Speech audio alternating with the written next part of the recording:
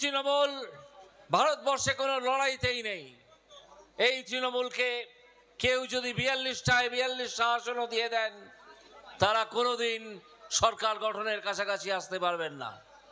সুতরাং এই তৃণমূলকে, এই দুর্বৃত্ত দলকে ভোট দেওয়ার অর্থ, এই দুর্বৃত্ত দলকে ভোট দেওয়ার অর্থ নিজেদের ভোট নষ্ট করা। এটা আপনারা আপনাদের আত্মীয় স্বজন বন্ধু বান্ধব সকলকে বলে দেবেন। শুধু এটাই নয়, আরো কারণ আছে। আমাদের প্রিয় বঙ্গভূমি, আমাদের প্রিয় পশ্চিমবঙ্গকে যিনি ধ্বংস করছেন গত 10 বছর ধরে, তার নাম তৃণমূল কংগ্রেস এবং তার নেত্রী মমতা বন্দ্যোপাধ্যায়। আমি গত পরশুদিন থেকে এই মমতা বন্দ্যোপাধ্যায়কে পশ্চিমবঙ্গের মুখ্যমন্ত্রী হিসেবে স্বীকার করতে অগ্রাহ্য করেছি।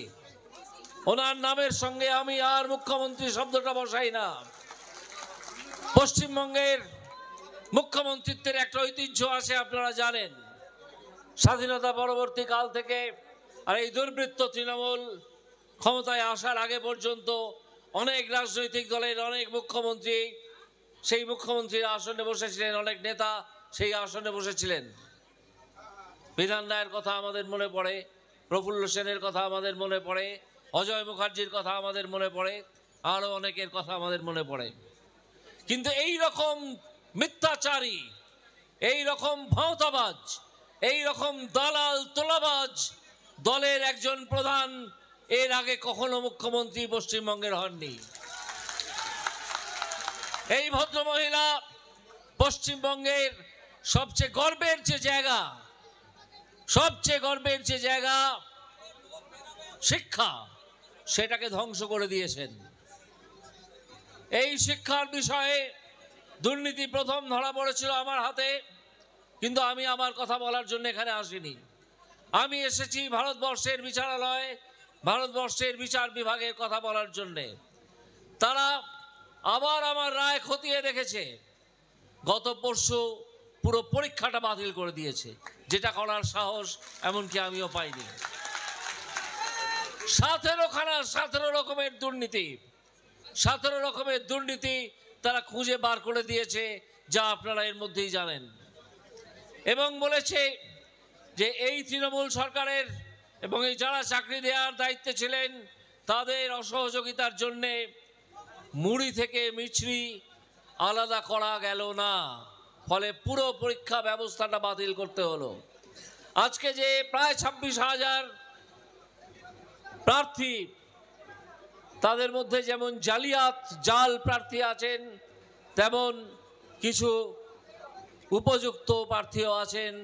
তাদের যে সবাইয়ের পরীক্ষা বাতিল করতে হলো, তার জন্যে দায়ী একমাত্র এই জালিয়াতদের মুখ্যমন্ত্রী, জালিয়াতদের মমতা বন্দ্যোপাধ্যায়।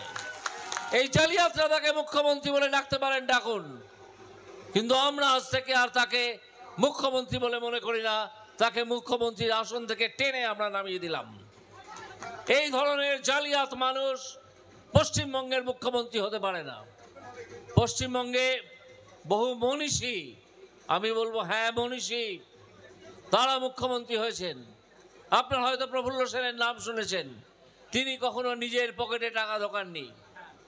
তিনি অবিবাহিত ছিলেন, তারও ভাইপো ছিল। আমরা কলকাতা শহরে থেকে দেখেছি।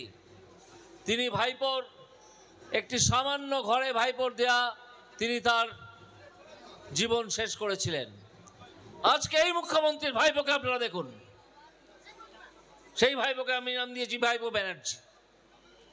আপনারা যারা কলকাতায় যান, বহু লোকই যান, হরিশ মুখার্জি রোড, যেখানে হাজরা রোডের ওখানে মিশেছে, সেখানে দেখবেন একটা প্রাসাদের মতো 5 তলা বা 6 তলা বাড়ি।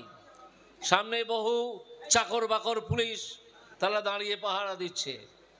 পুলিশ তাদের চাকর বাকর হয়ে গেছে, তাদের দলদাস হয়ে গেছে, পাহারা দিচ্ছে। আমার প্রশ্ন, এই যে ভাইপো ব্যানার্জি, এর বয়স 30-32 বছর। তুমি কত বড় নেতা হে? এত টাকা তুমি কামিয়েছো যে এত বড় বাড়ি করতে পেরেছো? শোনা যায় তোমার বাড়ির নিচে ভল্ট আছে। তুমি বলো দেখি, তো আমার বাড়ির নিচে ভল্ট নেই, বলো। আমরা শুনতে চাই। এই যে দুর্বৃত্ত ভাইপো ব্যানার্জি এ পশ্চিমবঙ্গের শাসন ব্যবস্থা চালাচ্ছে পিসিকে আড়ালে রেখে। আপনারা জানেন অ্যাসিস্ট্যান্ট কমিশনার পুলিশের, কলকাতা পুলিশের নিযুক্ত হলে তার অফিস হয় লালবাজারে। আপনারা কখনো ভাবতে পারেন একজন অ্যাসিস্ট্যান্ট কমিশনার কালীঘাট থানার ওসি হিসেবে কাজ করছেন? এই অ্যাসিস্ট্যান্ট কমিশনার কালীঘাট থানার ওসি হিসেবে কাজ করেন কারণ সে এই ভাইপো ব্যানার্জির এবং মমতা ব্যানার্জির যাবতীয় তোলাবাজির টাকা পয়সা তিনি সংগ্রহ করেন। তিনি সংগ্রহ করে উপযুক্ত জায়গায় পৌঁছে দেন। না হলে এই অ্যাসিস্ট্যান্ট কমিশনার কখনো ওসির পদমর্যাদায় থাকতে পারতেন না। তাকে মমতা ব্যানার্জি রেখে দিয়েছেন। কোটি কোটি টাকা তারা পশ্চিমবঙ্গ থেকে লুটেছেন, পাঠিয়েছেন দুবাই, পাঠিয়েছেন থাইল্যান্ড। সেখানে বড় বড় হোটেল, বড় বড় অ্যাপার্টমেন্ট হাউস তৈরি করে রেখে দিয়েছেন। আর এখানে পশ্চিমবঙ্গ